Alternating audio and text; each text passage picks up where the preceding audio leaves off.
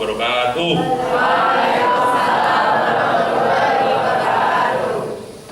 Mari kita bersyukur kepada Allah yang Maha Perkasa, yang Maha Gagah. Hari ini kita diberi kesehatan hadir di tempat ini. Juga terima kasih kepada Allah meluangkan waktu untuk mendidik generasi muda. Terima kasih kepada SMA Alfa Centauri ya. Saya mau masuk SMP. Saya memasukkan anak saya juga salah satunya karena di sini akan diwarnai oleh Al-Quran. Karena kita percaya bahwa dengan kita sering membaca Al-Quran, kita akan diberi petunjuk di jalan yang benar. Saya mau sharing sedikit ya, ya. Saya sebagai orang tua nih, di antara ini kan yang rambutnya paling putih saya ya. Ya toh. Ini ya. Maka saya udah kalau makan garam lebih banyak makan garam lah dari adik-adik semua kan. Makan garamnya udah berkarung-karung. Setiap makan sendok itu ada garam. Orang bahagia, yang dicari orang hidup itu bahagia. Saya ingin berbahagia. Saya ingin anak saya pun berbahagia. Ini saya kasih tahu, orang berbahagia itu hanya dengan mengingat Allah Subhanahu wa Ta'ala. Orang yang berbahagia itu, ya, itu adalah ini sharing nih. Saat kita banyak mengingat soal akhirat, kalau kita dalam keseharian kita ya sering mengingat-ingat bahwa kita akan dihadapkan kepada hari akhir yang begitu menggetarkan. Kemudian kita berpikir-pikir bahwa kita pasti akan kita lalui. Itu somehow oleh suatu sebab akan menyehatkan jiwa kita. Jadi jangan terpengaruh oleh pencapaian-pencapaian yang lain. Dengan mengingat Allah Subhanahu wa Ta'ala, maka kita akan menjadi bahagia. Hanya dengan itu, dengan yang lain-lainnya enggak. Ini contoh argumentasi ya. Kita kan nggak bisa milih lahir dari rahim ibu yang mana kan? Betul nggak Pak? Saya lahir dari ibu dari Cirebon, ya toh Pak. Kalau ingin jadi orang kaya semua kan lahirnya dari ibu negara Pak. Begitu lahir langsung adanya enak terus tuh. Kita nggak bisa pilih lahir dari sana, kampung dari Kalimantan sana, adik-adik. Kalau sering dalam perjalanan, lahir di sebuah kampung yang tidak ada akses pendidikan sama sekali. Nah itu aja sudah mencirikan bahwa perlombaannya itu bukan di situ, bukan pencapaian-pencapaian yang sifatnya yang kasat mata yang bisa kita lihat. Jadi mari kita mulai menggeser priority kehidupan dari yang terlalu suka kepada, jangan terlalu suka kepada yang seperti itu. Jangan terlalu suka, karena kita ingin hidup bahagia. Nah, mengenai Al-Quran sekarang, saya sekarang lebih banyak dikontrol atau diajari sama anak-anak malah, karena dia lebih konsisten. Untuk sholat di masjid, untuk menghafal Al-Quran lebih konsisten Bu. Puasa sayanya malah yang agak ketinggalan gitu ya. Saya agak ketinggalan, saya akuin. Namun ikuti aja membaca Al-Quran, meskipun belum tahu artinya, itu seperti dicelup pakai warna itu, diwarnain. Kalau sudah zaman sekarang nggak ada wartek sih Pak ya. Dulu kain putih jadi biru kan ada, jadi susah bayangin ya. Tapi pada prinsipnya adalah ikutin aja baca Al-Quran itu, karena ini hati sama pikiran ini otomatis terformat dengan cara yang fitrah kalau menurut saya. Yang seharusnya orang bagaimana hidup. Orang hidup tuh pilihan banyak deh, mau kanan, mau kiri, mau bener-bener berambisi, mau jadi orang kaya, mau jadi orang ini begitu. Itu semua pilihan hidup. Kita dihadapkan kepada pengambilan keputusan setiap saat. Percayakan saja kepada Al-Quran yang membimbing, maksudnya Allah yang membimbing. Ingat tujuan kita berbahagia itu dengan mengingat Allah, Tujuan mengingat Allah itu sederhana aja, supaya dalam kehidupan sehari-hari niat kita itu supaya Allah suka sama kita, gitu aja. Supaya Allah itu ridho aja sama kita, bukan karena ingin dilihat orang atau ingin apa, ingin yang lain. Kalau kita berbuat sesuatu, ini sharing juga dari saya deh, ingin dikatakan jagoan sama orang ya, sama teman-teman atau sama guru, akan berhasil, akan.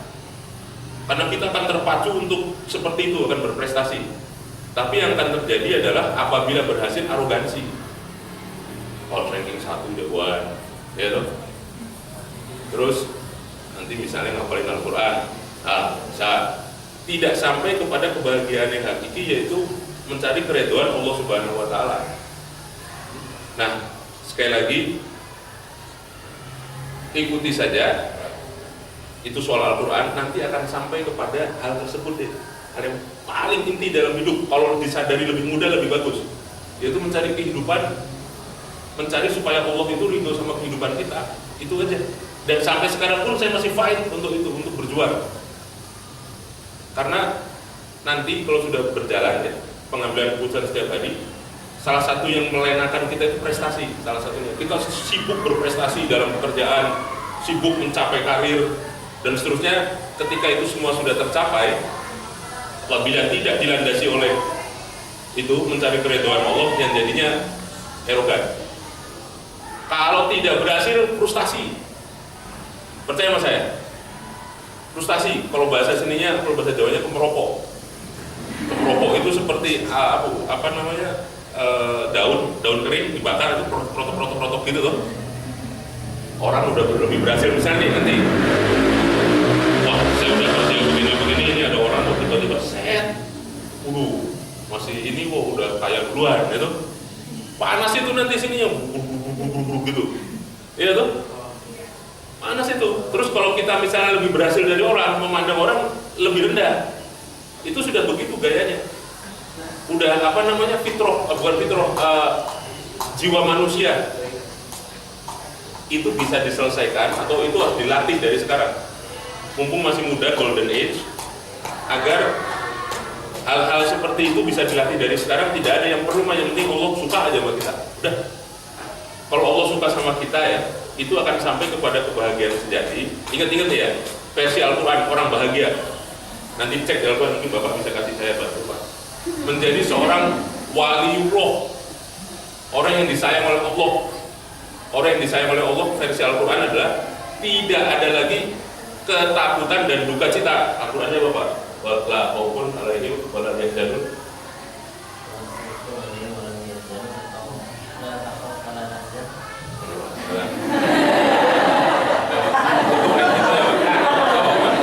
Ini bener Pak, ini versi Al-Quran nih. Orang bahagia versi Al-Quran, ini rambutnya udah putih, percaya ya sama saya udah percobaan soalnya. Jadi bukan prestasi semata-mata deh, bukan itu. Ya, kebahagiaan yang sejati adalah ketika kita terlepas dari semua rasa duka cita dan semua rasa takut. Kita nggak takut masa depan, kita nggak takut ada sedikit kekurangan-kekurangan, kita nggak berduka cita kalau ada masalah-masalah, kita nggak akan terlalu senang, nggak akan terlalu sedih. Tapi kita bahagia. Kenapa? Karena setiap hari ingat sama Allah. Jadi yang membuat bahagia itu ingat sama Allah. Itu yang disebut waliullah, kekasih Allah itu seperti itu. Saya pengen sekali seperti itu, tapi sampai sekarang masih fight, masih berjuang untuk bisa seperti itu, untuk bisa tenang. Usaha berhasil, alhamdulillah, nggak usah terlalu senang, ya biasa, alhamdulillah. Terus satu lagi nih, nanti kalau kalian salah satunya ini aspek Al-Quran ada di surat yang ini. Kita jangan termasuk orang yang menghitung-hitung harta. Sholatnya itu ria. Sholat ria itu artinya tidak sampai kepada wujud pelaksanaan. Menghitung-hitung harta sehingga kalau membantu itu setengah takut-takut. Nah itu juga saya masih berjuang. Membantu sih membantu, cuman belum pol seperti Rasulullah Muhammad. Itu semua berproses sampai kita mati itu. Yang disebut keimanan kepada Allah Subhanahu wa Ta'ala. Sekarang ingin bahagia nggak deh? Ingin bahagia kan? Nah ingin bahagia itu aja, percaya sama saya lah. Ingin bahagia itu banyak mengingat Allah Subhanahu wa Ta'ala ikuti Rasulullah Muhammad, ya itu kalau ingin bahagia. Kemudian satu lagi nih, yang terakhir, orang Islam yang membaca Al-Quran, membaca itu, mohon maaf nih Pak, membaca itu bukan berarti hanya membaca saja, tapi pahami ayatnya. Tapi nggak apa-apa, ikutin aja sekarang. Nanti dalam perjalanan umur pun akan ada kebutuhan dalam diri ini untuk memahami lebih jauh.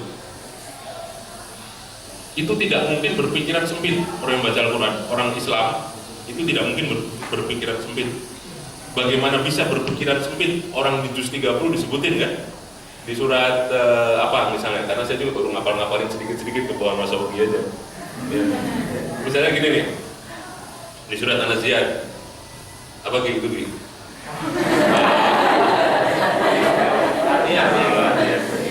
Ya, misalnya gini, ketika setelah diceritakan masalah Musa, Bismillahirrahmanirrahim ya.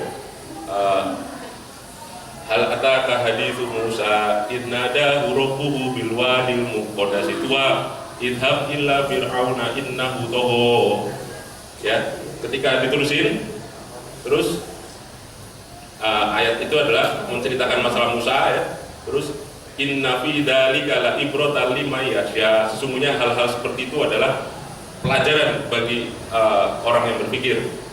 Antum asyaddu khalqa amis sama. Penciptaan manakah yang lebih hebat, penciptaan kamu atau alam semesta? Banaha rafa'a samkaha fasawaha. Dia menyempurnakan, meninggikan dan mengokohkan. Kembali Pak. Jadi melebarkan, dan membangun, meninggikan dan terakhir menyempurnakan ya. Orang Islam itu nggak akan berpikiran sempit. Dia akan lihat itu, oh alam semesta keren sekali gitu, iya kan? Nggak akan pernah berpikiran sempit, berpikirannya panjang sekali sampai akhirat, panjang sekali. Ketika Allah sudah mengatakan yang tadi, terusannya apa coba Ki? Antum asyadu khalqa amis sama, pas apa? Banaha, pas terus rofa asamkaha, terus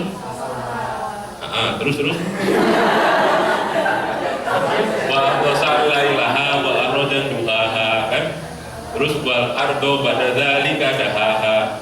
Itu luar biasa sekali yang dicari-cari sama ilmu pengetahuan ya. Allah mengatakan di surat situ bahwa alam semesta ini dibangun dulu kemudian disempurnakan, terus diciptakan malam dan siang. Menurut saya bumi itu udah jadi kan dibangun pecahkan gas gitu, terus berpecah-pecah, terus bumi itu jadi, terus berputar dulu buminya. Setelah berputar ada siang dan malam, apa tadi? Wal ardo badadaha, bumi dihampari gitu. Bumi kalau dibanding sama ini, sama apel ya tahu ya. Maka kerak bumi itu hanya 20 km tebelnya. Sedangkan si diameter bumi itu kalau salah 6.700. Jadi kalau apel itu keraknya itu adalah cuman kulitnya, isinya itu magma cair. Jadi dihamparkan oleh Allah. Setelah itu akhraja minha ma'aha wa mar'aha. Setelah itu aku keluarkan dari situ air. Orang bertanya-tanya air laut ini dari mana? Terakhir saintis mengatakan dari bumi katanya. Nggak mungkin dari mana, dari bumi sendiri keluarin. Al-Quran udah ngomong itu. Ya. Jadi orang Islam nggak mungkin pikirannya sempit, akan sibuk mikirin Al-Quran aja. Akan terheran-heran dengan segala macamnya. Jadi waktu senggang, nanti adik-adik ya, ini panggilan jiwa nih. Orang yang sudah terpanggil oleh Al-Quran itu dalam keseharian itu kalau lagi diam itu nggak bete karena dia akan menghafal-hafal Al-Quran, nggak lihat-lihat gadget yang aneh-aneh itu ya. Jadi atau nonton TV berlebihan, dia akan mikirin itu dan itu menyehatkan jiwa, percaya sama saya. Terus itu tadi tesnya dia, tesnya itu. Tapi nanti Bapak minta dibalik tesnya belakang. Nah, jadi seperti itu. Begini, sekarang kalau sekarang 1 juz ya, diterusin 1 tahun 1 juz, maka 30 tahun baru 30 juz kan Bu? Kebayang Bu, usianya sekarang misalnya 15 tahun, 30 tahun 45 tahun kan nanti kalau panjang umur.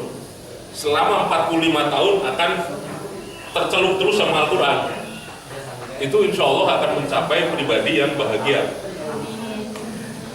Bagian disebutin tadi Bu, ya Bu ya, bahagia.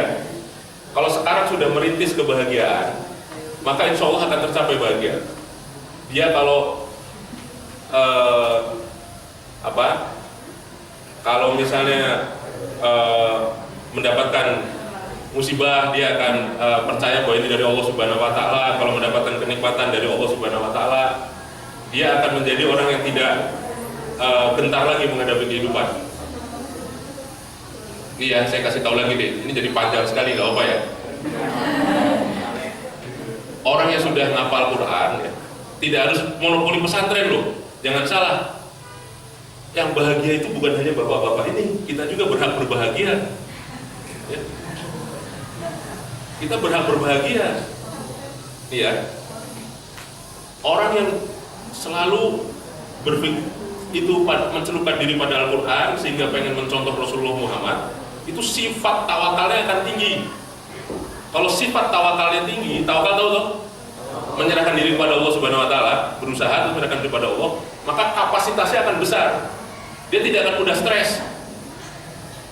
Karena tidak mudah stres, dia akan berusaha kalau bekerja atau belajar atau apapun akan sungguh-sungguh, tidak takut gagal. Karena kalau gagal adalah bagian daripada proses itu sendiri. Kalau niatnya karena Allah Subhanahu wa Ta'ala, bangun lagi. Biasanya kita ini takut stres karena jadi nggak mau usaha. Nah, kalau kapasitasnya besar, karena kita sekali lagi hanya mengingat Allah Subhanahu wa Ta'ala, semuanya hanya tidak terlalu tergantung dari kehidupan yang ini, kita akan lapang dadanya. Ini contoh ya. Kalau orang yang suka marah nggak akan pernah maju kemana-mana nih.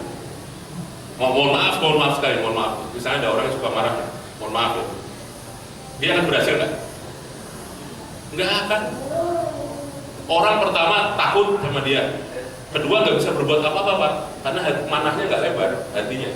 Jadi dia sedikit-sedikit, wah stres gitu. Jadi nggak pernah kemana-mana. Ya, jadi semoga ini menjadi yang terbaik Bu. Harapan saya ada kajian dengan artinya Pak. Selain bacaan-bacaan itu, tolong dikaji betul dengan artinya, sehingga betul-betul adik-adik ini memahami arti kehidupan dari awal, dari yang sekarang. Sekarang susah, jangan berpikir sudah tua lebih mudah, lebih susah, lebih sulit, lebih tua itu lebih sulit.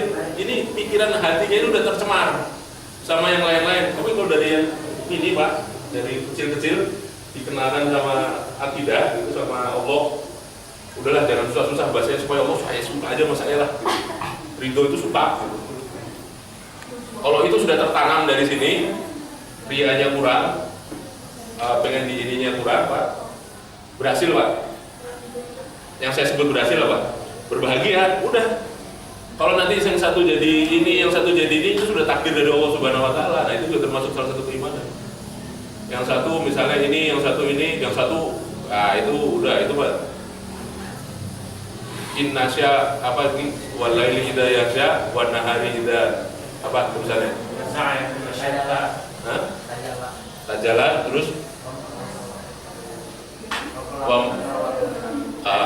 benar-benar mama kalau apa dzakara wal unsa inna sa'yakum lasyata, dan aku buat pekerjaan manusia itu berbeda-beda.